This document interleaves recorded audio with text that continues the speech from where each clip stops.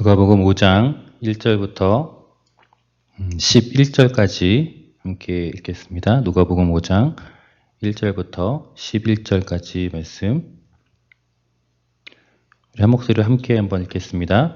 무리가 몰려와서 하나님의 말씀을 들을새 예수는 게네사렛 호숫가에 서서 호숫가에 배 두 척이 있는 것을 보시니 어부들은 배에서 나와서 그물을 씻는지라. 예수께서 한 배에 오르시니 그 배는 시몬의 배라. 육지에서 조금 떼기를 청하시고 앉으사 배에서 무리를 가르치시더니 말씀을 마치시고 시몬에게 이르시되 깊은 데로 가서 그물을 내려 고기를 잡으라.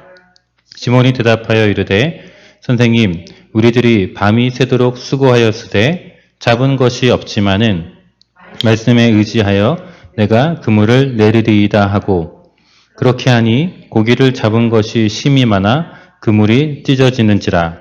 이에 다른 배에 있는 동무들에게 손짓하여 와서 도와달라 하니 그들이 와서 두 배의 채움에 잠기게 되었더라.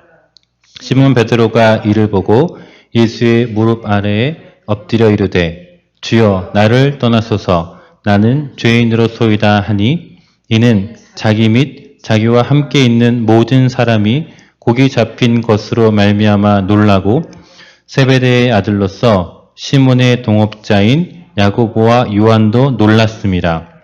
예수께서 시몬에게 이르시되 무서워하지 말라. 이제 후로는 내가 사람을 취하리라 하시니 그들이 배들을 육지에 대고 모든 것을 버려두고 예수를 따르니라. 아멘. 지난주에 이어서 우리가 베드로에 대한 이야기를 또 함께 나누려고 합니다. 지난주 나눴던 말씀에서는 베드로가 예수님의 수제자이지만 그가 진정한 예수님을 어떤 분이신지 알았던 것은 예수님께서 살아계신 공생의 사역 기간에는 전혀 알지 못했고 오히려 예수님에 대한 많은 오해와 착각, 예수님이 자신의 민족을 해방시켜줄 정치적 메시아로 군사적 메시아로서 이 땅에 오셨기 때문에 나도 그 예수를 도와서 우리 민족을 해방시키는데 일조해야겠다 하는 그 신념과 그 의지로 예수님을 따라다녔고 그러나 예수님이 끝까지 베드로가 원하는 바대로 베드로가 기대했고 베드로가 착각했던 그대로 하지 않자 결국은 실망하여 물고기 잡으러 다시 돌아가는 그 삶의 이야기를 들었습니다. 나중에 이제 베드로는 사도행전 이제 2장에 가서 성령을 경험한 후에, 성령을 체험한 후에 완전히 이제 다른 삶을 시작하게 되죠. 오늘 우리가 읽었던 이 누가복음 5장의 말씀에는 또 굉장히 위대한 고백이 나오죠. 우리 찬양의 가사로도 쓰이는 이 5절에 보면 말씀에 의지하여 내가 그물을 내리리이다. 이 유명한 말씀을 또 베드로가 하고요. 또 8절에 보니까 주여 나를 떠나소서 나는 죄인으로소이다. 아니 그렇게 물고기를 어마어마하게 잡았는데 예수님이랑 같이 이제 저랑 동업합시다. 가자. 이제 예수님께서 딱 이렇게 찍어주시면 제가 가서 물고기 잡고 남은 거 이제 같이 잘 분배를 해가지고 같이 한번 배불리 떵떵거리면서 먹고 삽시다. 뭐 이런 제안을 할 만도 한데 느닷없이 고기가 많이 잡힌 것을 보고 죄인이라는 고백을 하고 나를 떠나라는 이런 이제 좀 예상치 못하는 이런 이제 고백들을 하는 이유가 도대체 무엇일지 오늘 같이 말씀을 통해서 좀 살펴보려고 합니다. 오늘 제가 정한 오늘 설교 제목은 삼고초려입니다. 삼고초려. 사실 삼고초려는 그 유비, 촉한의 임금이었던 유비라는 임금이 당대 이제 최고의 출사라고 알려진 이제 제갈량을 이제 자기 나라의 재상으로 이제 데려오고 싶은데 이제 제갈량은 어떤 뭐 일종의 마음의 상처 같은 걸 입고 이제 와룡강에 들어가서 완전히 숨어 지내는 사람이었습니다. 그래서 이 초려라는 초가집, 오두막을 하나 지어놓고 거기서 살고 있었던 거죠. 근데 이 한 나라의 임금이 그 누추한 초막에 3번이나 찾아가서 우리나라를 위해서 일해달라. 라고 부탁한, 그것 때문에 이제 유래가 돼서 삼고초려라는 말이 생겼죠. 그래서 어떤 인물을 우리가 모셔올 때 뭐 거절할 수 있잖아요. 여러 가지 이유로 거절하는데 또 찾아가고 또 찾아가고, 뭐 3번뿐만이 아니라 기어이 그 찾아가는 그 어떤 열심, 뭐 여기에 이제 감동을 해서 정말 내가 졌소 하고서 이제 어떤 부탁에 응해주는 이런 걸 이제 표현할 때 우리가 삼고초려라는 말을 쓰는데요. 오늘 설교 제목이 바로 그 삼고초려입니다. 바로 예수님께서 베드로를 찾아가신 이야기가 오늘의 제목이 되는 것이죠.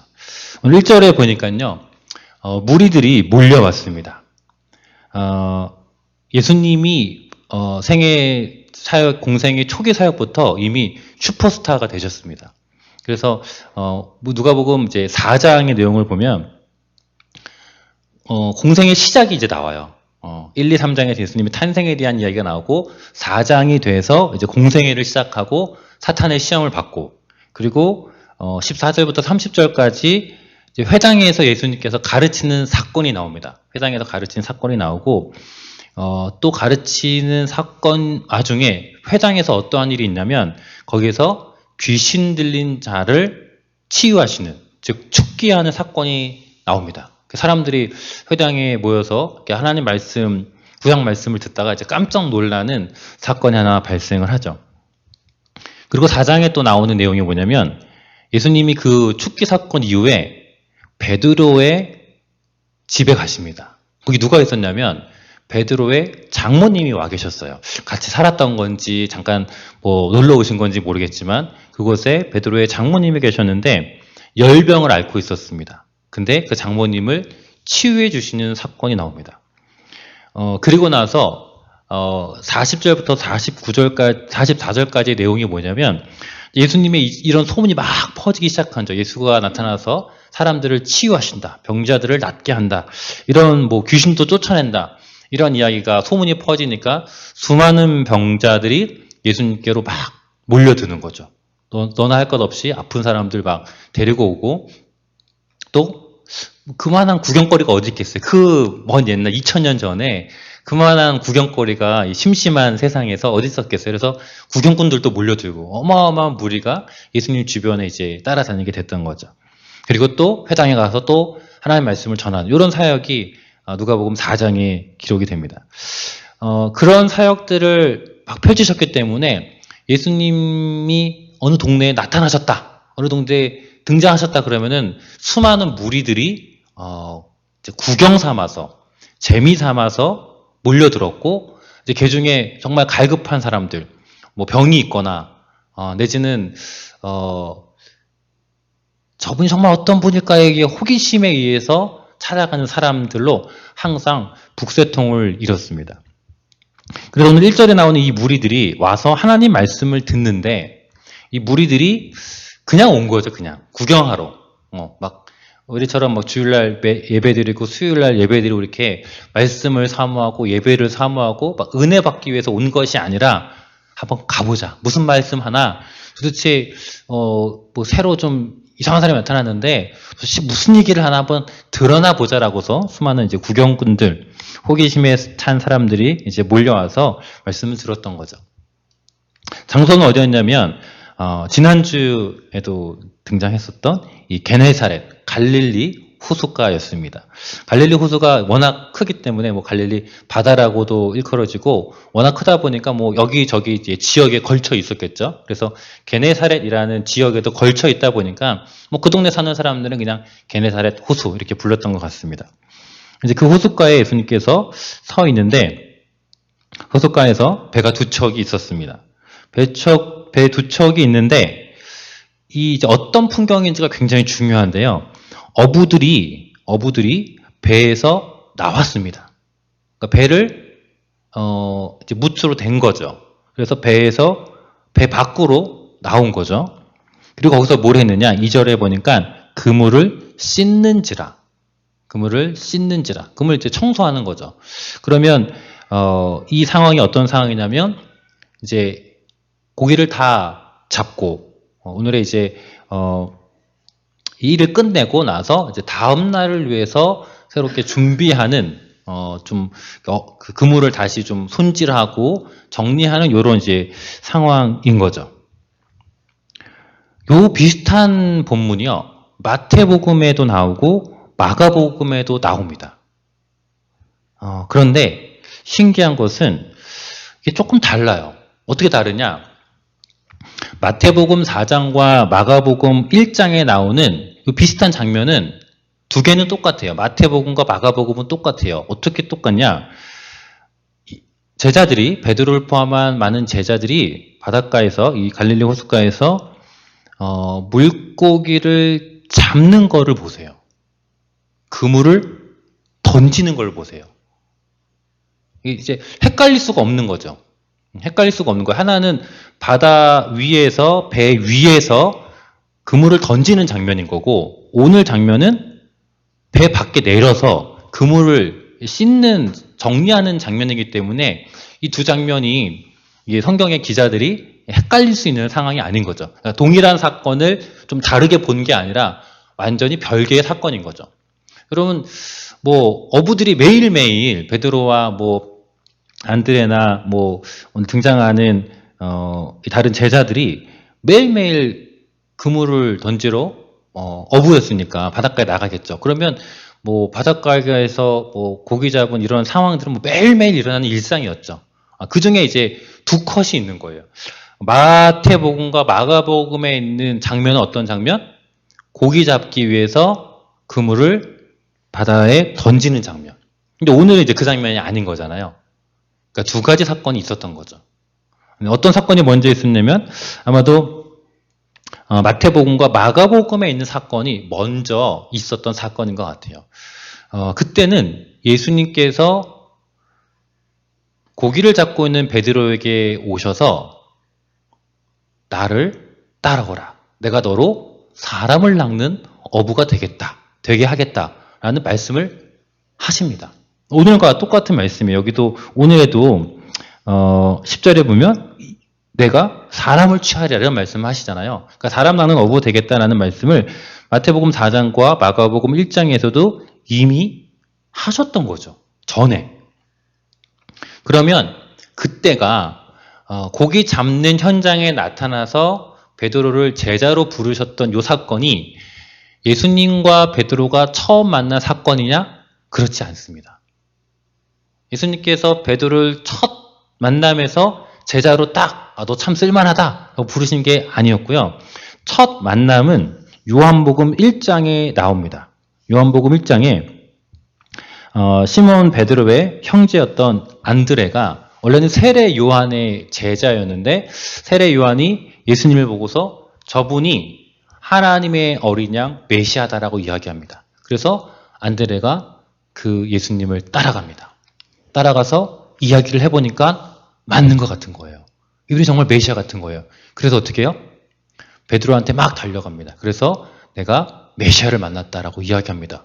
베드로도 그토록 지난주에 말씀드렸던 그토록 기다렸던 정치적 메시아, 군사적 메시아, 우리를 해방시켜줄 그 메시아가 드디어 왔다고 가서 한번 보자 라고 해서 한숨에 달려갑니다. 그 첫 만남에서 예수님께서 베드로, 시몬에게 이렇게 얘기하죠. 내가 장차 개발하리라. 너를 내가 장차 베드로라고 부를 것이다 라고 이야기를 하십니다. 이때가 사실 예수님과 베드로의 첫 만남이었어요. 그 베드로의 현재의 어떤 상태와 상관없이 베드로의 먼 미래를 예언하신 거죠. 내가 장차 너를 반석이라고 하겠다라고 이야기한 거죠. 그냥 짱돌에 불과한 아니면 그냥 바위 원석에 불과한 이 베드로를 내가 반석으로 든든한 어떤 기초로서 너를 세우겠다라는 위대한 말씀을 하셨던 거죠. 그 말을 들은 베드로 아무런 감흥이 없었습니다. 네. 너를 내가 장차 개발하리라는 그 예수님의 말씀을 듣고 그러십니까? 저를 이제 알아보는 분이 나타나셨군요. 막 대단한 기쁨과 내가 그런 사람이지라고서 막 환희에 차고 기쁨에 차고 뭔가 이렇게 깨달음을 얻고 내가 당신께 한번 내 삶을 맡기겠습니다라고서 이런 일이 전혀 일어나지 않았어요. 그냥 이게 무슨 말일까? 저 사람 지금 뭐래? 라는 정도의 그냥 사건이 그냥 잠깐 에피소드가 있었던 거예요. 그게 첫 만남이었던 거죠. 예수님께서 베드로를 그렇게 첫 만난 이후에 제자들과 함께 하셨다라는 기록이 요한복음 2장에 바로 나오는데, 요한복음 2장 1절부터 나오는 사건이 가나 혼인잔치 사건입니다. 그리고 가나 혼인잔치의 첫 시작은 사흘 후에라고 기록하고 있습니다. 그러니까 제자들을 막 이제 바닷가에 어부로 있던 제자들을 부른 사건 이후에 사흘 뒤에 갈릴리 가나 혼인잔치가 열렸는데, 거기서 이제 물을 포도주로 만드시는 기적을 베푸셨던 거죠. 그 사건의 결말이 무엇이었냐면요. 그 사건의 결말은 이제 물로 된 포도주를 연회장에 먹고서 대단하다 이런 칭찬이 있은 다음에 마지막 그 성경 기자의 기록이 무엇이었냐면 제자들이 그를 믿으니라, 이렇게 기록하고 있어요. 제자들이 그를 믿으니라.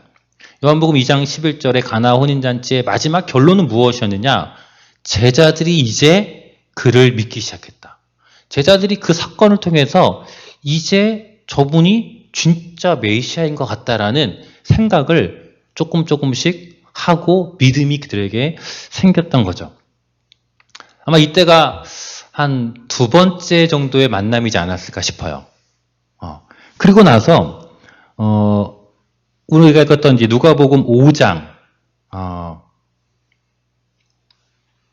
이랑 똑같은 비슷한 사건, 그게 어디 있냐? 아까 마태복음 4장과 마가복음 1장 16절부터 20절에 나오는 그 사건이었던 거예요. 즉 고기를 잡고 있는데 예수님께서 나타나셔서 나를 따르라 라고 얘기를 하신 거죠. 그러니까 벌써 이제 3번 만난 거예요. 3번. 그러니까 3번째 만났을 때는 확실하게 콕 집어서 나를 따라오라라고 말씀을 하셨던 거죠. 그래서 어떻게 했을까요, 베드로가? 그물을 버려두고 예수를 따르니라. 마가복음에서도 곧 그물을 버려두고 따르니라. 이 따른다라는 게 우리가 생각하는 어떤 제자가 되었다라는 의미는 아닐 수 있지만, 그 당시에 물고기 잡던 것을 내버려 두고 밖으로 나가서, 무트로 나가서 예수님을 따라가기 시작한 거예요. 그런데 그럼 어떻게 됐어야죠? 예수님과 계속 같이 다녔어야 되잖아요. 그런데 오늘 우리가 읽었던 5장을 보면 예수님께서 배 두 척이 있는 것을 보시고 어부들이 배에서 나와서 그물 씻는 것을 보세요. 그러니까 예수님과 베드로가 지금 같이 있는 게 아니라 예수님이 일로 오신 거예요. 그러니까 분명 예수님께서 이전에 베드로를 불러주셨고 그랬다면 뭔가 이렇게 같은 동선으로 움직여야 되는데, 그리고 전에 분명히 그물을 버려두고 예수님을 쫓아갔는데 다시 돌아와 있는 거죠. 다시 고기잡이로 또 돌아온 거예요. 원래는 그때도 사람을 낚는 어부가 되겠다라고서 말씀하셨어요. 마태복음 4장과 마가복음 1장에. 근데 사람을 낚는 어부가 됐어야 하는데, 그 일을 하고 있어야 되는데 지금 뭘 하고 있다? 다시 그물을 싣고 있다는 거예요. 그리고 그 바로 앞에 사건이 누가복음 4장에 나오는 사건 중에, 회당에 들어가셨다가 이 시몬의 집에, 베드로의 집에 들어가서 장모님을 고쳐주시는데, 심지어 베드로가 예수님한테 와서 저의 장모님이 지금 아프시니 좀 도와주시죠, 이렇게 말을 안 해요. 그럼 어떻게 아셨을까요, 예수님께서? 베드로의 집에 있었던 다른 사람들이 예수님한테 찾아가요. 그래서 예수님 지금 이렇게 오셨는데 지금 여기 이 집안 저기 베드로 집인 거 아시고 오셨을 거예요. 근데 장모님이 지금 누워 계신다고 가서 좀 봐달라고, 그렇게 해가지고 베드로의 장모님을 치유해 주세요. 베드로가 이게 제가 생각하기엔 좀 미안했던 것 같아요. 이미 예수님이 불렀고 따라갔어요. 따라가서 예수님이 하시는 걸 이렇게 옆에서 도와드리고 했는데, 아마 첫 인상에 베드로도 뭔가 긴가민가 했던 것 같아요. 내가 추구했었던 그 정치적 메시아, 군사적 메시아, 로마의 압제로부터 우리를 해방시켜줄 메시아라면 전략을 세워야죠. 어떻게 로마를 칠 것인가? 어떻게 무기를 모으고 어떻게 사람들을 취합해서 어떻게 훈련을 하고 또 막 열심당원들 이런 사람들과 어떻게 우리가 세력을 모아서 같이 로마를 정복할 것인가? 이런 뭐 좀 작전 회의도 하고 뭐 이런 것들을 꾸려야 되는데 통 안 한단 말이죠. 하나님 나라 이야기만 하고 뭐 세상 나라랑 다르다 이런 이야기만 하고 그러니까 베드로가 실망스러웠겠죠. 아, 내가 생각했던 게 좀 아닌가 싶었던 것 같아요. 그래서 조용히 자신의 집으로 왔던 거죠. 그런 마음이었기 때문에 장모님이 편찮으셨을 때 먼저 가서 부탁하기도 이제 뻘쭘한 거죠. 예수님이 불러서 막 버려두고 막 정말 막 열심으로 갔는데 며칠 얼마나 기간이었는지 모르지만 따라다니다가 아마 슬그머니 뒤로 빼버린 것 같아요. 그 집에까지 예수님께 찾아오셨던 거죠. 그래서 어떤 말을 했는지는 시몬 베드로와 어떤 말을 했는지 한마디도 나오지 않아요. 그냥 장모님 고쳐주셨다. 그리고 장모님이 나와서 시종 들었다. 이 얘기만 나옵니다. 그리고 베드로는 다시 그냥 물고기 잡으러 와 있었던 거예요. 오늘 이 장면에. 그래서 그물을 씻고 있었죠. 그러면 지금 몇 번째 예수님과의 장면이냐? 5번째예요. 최소한 5번째 예수님께서 이제 성경에 기록된 사건 수로만 훨씬 더 만남은 많았을 수 있겠지만 성경에 기록된 횟수로만 최소한 5번째 예수님께서 베드로를 찾아오시고 말을 거시고 베드로의 이 주변에서 계속 간섭하시고 말씀하시고 부르고 있는 거예요. 5번째나. 제자들을 모집하는 방법이 이랬던 거예요, 예수님께서 사실은. 그러니까 오늘날 여러분 기업들이 그 인재들을 채용하잖아요. 사람들을 뭐 가장 중요한 자원이 인재다, 사람이다라고 해서 기업들이 인재를 채용하는데 중소기업이나 심지어는 대기업도요. 대기업도 모집 공고를 내요. 자기 회사의 홈페이지에도 올리고 아니면은 사람들을 모집하는 그런 인재 채용하는 사이트에 있죠. 올리죠. 구직란에 올리죠. 그 정부 어떤 기관에도 막 올리고. 근데 대기업이 아니라 인류 기업, 전 세계적인 초인류 기업들은 어떻게 하는지 아세요? 찾아가요. 대학으로 찾아가고요. 연구소로 찾아가고 필요하면은 다른 회사에 이미 일을 하고 있다 그러면은 그 회사에 찾아가요. 물론 회사에 들어갈 수는 없겠지만 이렇게 앞에서 기다리고 있다가 나오는 거 만나는 거죠. 왜요? 그래야지만 인재들을 채용할 수 있기 때문에. 그래서 뭐 실리콘밸리 미국의 이제 IT 이런 산업에서는 대학교 4학년들 이제 딱 그런 뭐 공학 공대생들 이런 데에 학교로 찾아가요. 그래서 거기에서 막 브리핑을 하고 설명을 하면서 우리 회사로 오라. 그리고 그 중에서 또 뛰어난 사람들을 미리 정보를 알고 가서 개인적으로 만나요. 예수님께서 2000년 전에 제자를 뽑는 방식이 그렇게 하셨어요. 하나님 나라를 전파할 제자 모집함, 한 12명쯤 모집함, 아니면 한 30명쯤 모집해서 면접 봐서 떨어뜨리고 막 선발한 게 아니라 한 명 한 명 찾아가서 그들을 만나신 거죠. 최소한 지금 5번째 베드로를 찾아가셨던 거죠. 그래서 배에 그냥 오르시는 거예요. 배에 오르시는데 그 배가 시몬의 배였어요.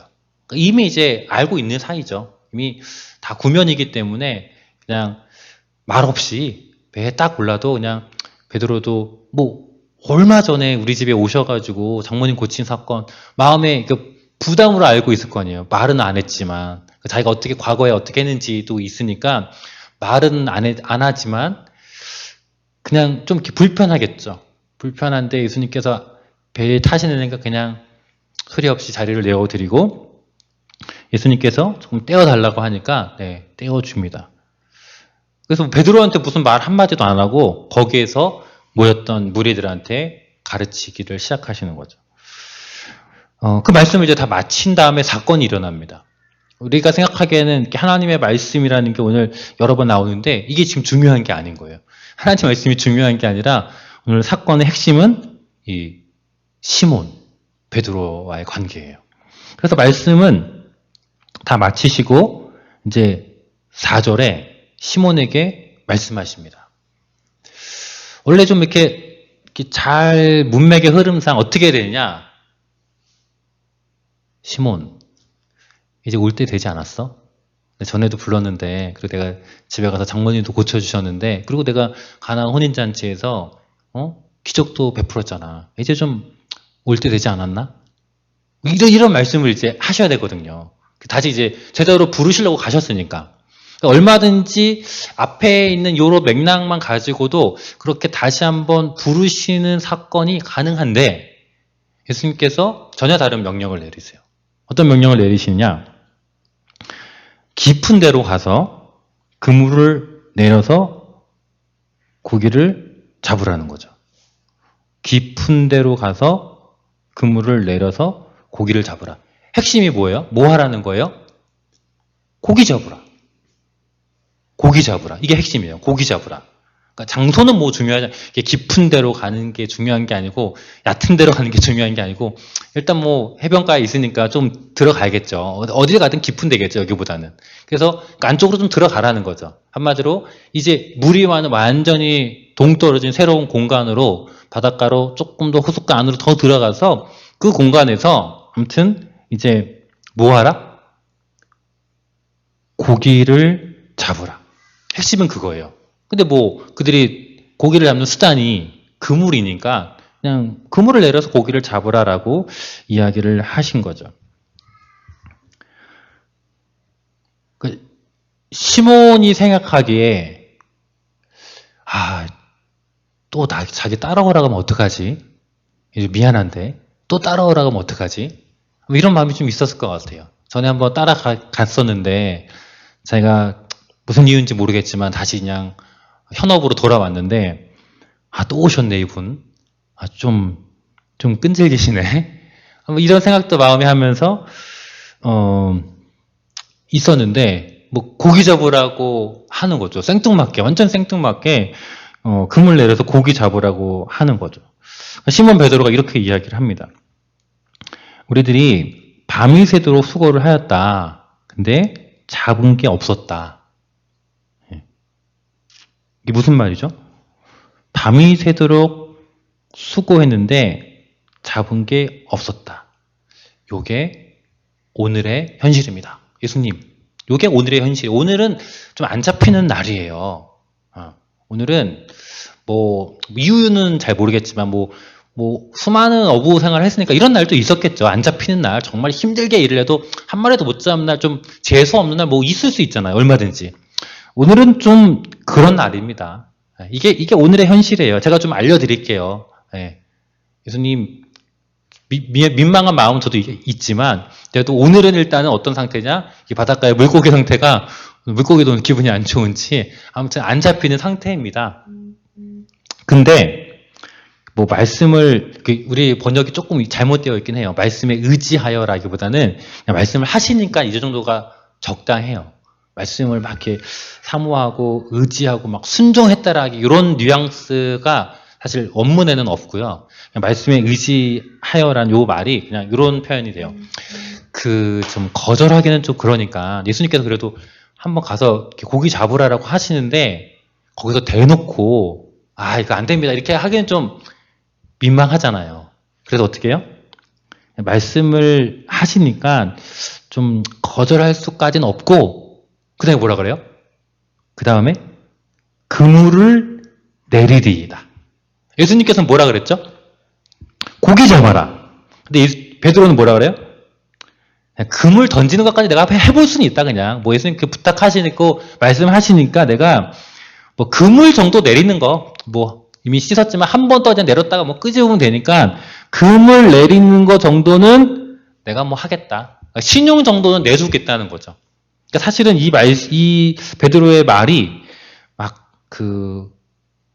내 경험을 다 내려놓고 말씀만 붙들겠습니다. 사실 이런 뉘앙스는 사실 좀 많이 부족한 그런 말씀이에요. 그냥 내키지는 않지만, 솔직히 내키지는 않지만, 그래도 오셔서 요청을 하니까 내가 한번 들어드리기는 할게요. 그런 거 있죠. 여러분, 그럴 때 있잖아요. 뭐 부모님이 나 연세 많으신 부모님이 계속 막 안 되는 거 계속 요구하시는 거예요. 계속 요구하셔요. 그러면 어떻게 해요?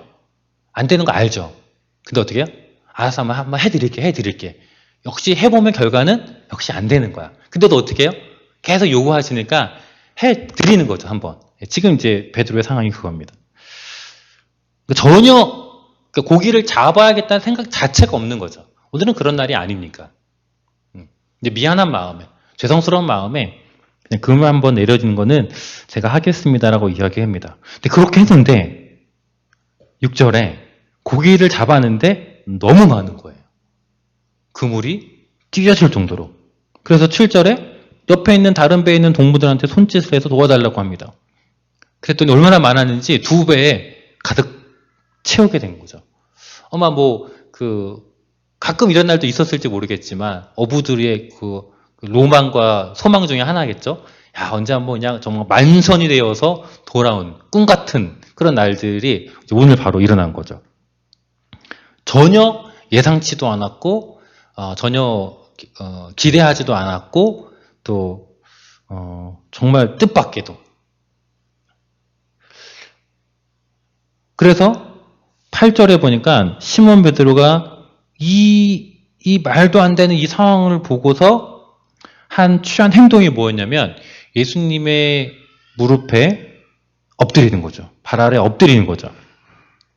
그래서 뭐라고 이야기하냐면 주여 나를 떠나소서 나는 죄인으로소이다. 이거는 조금 이상한 거죠. 나한테 물고기를 많이 잡게 해줬어. 오늘날로 치면은 돈을 많이 벌게 해줬어.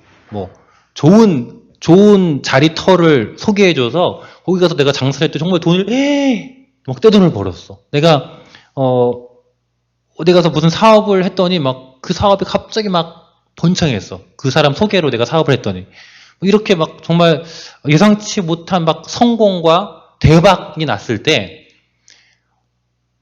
나를 떠나서서 나는 죄인으로소이다. 이게 말이 문맥이 안 맞는 상황이 되는 거잖아요. 그러면 뭔가가 일어난 거죠. 그냥 표면에 보이는 엄청난 고기를 잡은 사건 이면에 밑바닥에 지금 무언가가 베드로의 마음 속에서 강력하게 일어난 것이었습니다. 그 이유를 9절과 10절이 설명을 하고 있어요. 왜 베드로가 그런 말을 했느냐? 9절에 보니까 이것은 자기와 함께 있는 모든 사람이 고기 잡은 것 때문에 놀랐다. 잡은 자기들도 놀라고 옆에 있었던 동업자여서 도와주었던 야고보와 요한도 놀랐어요. 그래서 지금 순간 이 장면을 목격했던 모든 사람들이 깜짝 놀란 거예요. 이게 도대체 무슨 일이지? 아니 우리가 그렇게 밤새도록 했는데 한 마리도 없다가 갑자기 예수님이 한마디 했다고 해서 이 많은 고기가 잡히다니 일생일대에 한 번도 경험해보지 못했던 수많은 고기가 이렇게 순식간에 잡히더니 이게 지금 무슨 일이고 어떻게 설명을 해야 돼? 라고 막 당황스럽고 성경의 표현에는 놀란 거죠. 완전히 깜짝 놀란 거죠. 그 놀란 동료들, 동업자들을 보면서 베드로가 액션을 먼저 취한 거예요. 어떤 액션을? 예수님의 무릎 아래 엎드리는 거죠. 지금 이 놀라운 광경 속에서 번뜩 들었던 생각은 이분이 그냥 분이 아니시구나. 그냥 메시아라고 하는 어떤 그런 존재가 아니라는 걸 느낀 거예요. 마음으로는 너무나 미안하고 놀랍고 죄송하지만 그의 영혼은 한편으로는 두려움에 사로잡힌 거예요. 그 예수님이 뭐라고 말씀하셨냐면 무서워하지 말라라고 이야기해요. 무서워하지 말라. 지금 베드로가 어떤 상황이다? 무서운, 두려운 상황을 지금 그의 영혼에서 경험하고 있다는 거죠.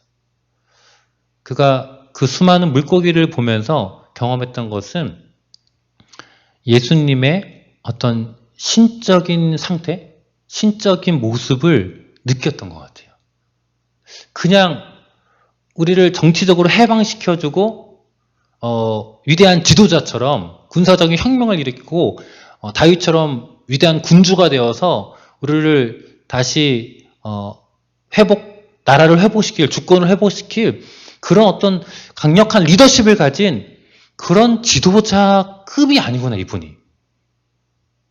이분이 가지고 있는 그 어떤 존재는, 그 힘은 신적인 어떤 능력이라는 영혼의 감각을 가졌던 거죠. 그래서 두려움에 휩싸여서 자기를 떠나달라고 이야기합니다. 자신의 그런 존재 앞에서 자신이 발가벗긴 느낌처럼 죄인됨을 고백하였던 거죠. 그런 두려움과 놀라움 가운데 있는 시몬에게 예수님께서 무서워하지 말라라고 이야기합니다. 괜찮다. 그럴 수 있다. 충분히 얼마든지 그럴 수 있다라고 베드로를 안심시킨 다음에 다시 이야기합니다. 이제 후로는 내가 사람을 취하리라.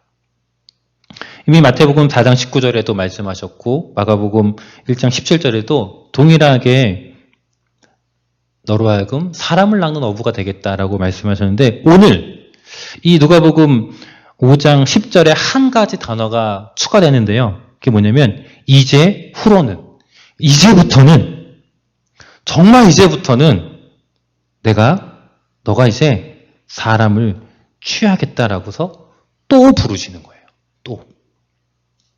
또 부르십니다. 이미 계속되는 기회가 있었지만 거절했다가 예수님께서 또 부르시죠. 마치 끊임없이 자기는 무능력하다라고 거절했던 모세를 하나님께서 끊임없이 설득하셨던 것처럼 베드로를 예수님께서 또 찾아오시고 또 찾아오셨던 것이죠. 어쩌면 베드로의 이런 마음이 투영된 게 마태복음 18장에 베드로가 예수님께 이런 질문을 합니다.